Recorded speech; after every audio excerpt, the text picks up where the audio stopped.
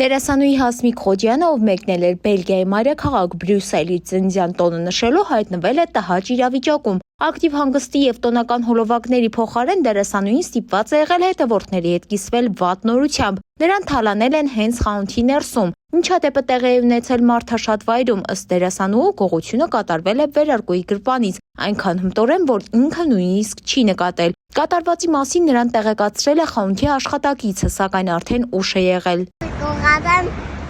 քեզ հայնու հեախոս կայնամ։ Երբ կառնես։ Վաղը։ Հա։ Ապրես սիրուն ես։ Ով գողացավ բա։ Չգիտեմ։ Գողը։ Գողո։ Հա։ Բա մաման ինչ արեց, որ գողացան։ Տխեցի։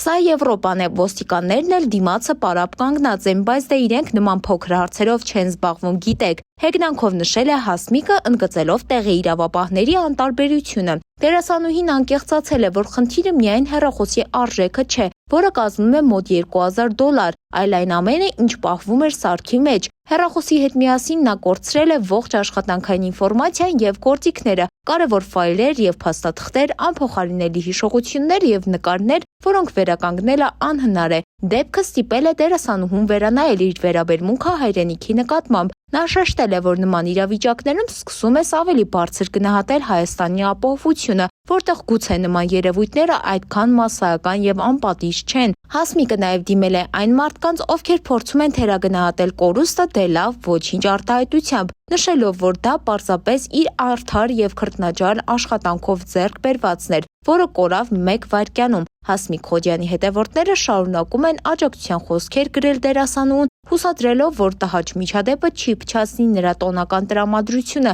Դե ինչ, մնացեք մեզ հետ ավելին իմանալու համար։ Թամարա Քալանթարյան, Օրագիր Նյուզ։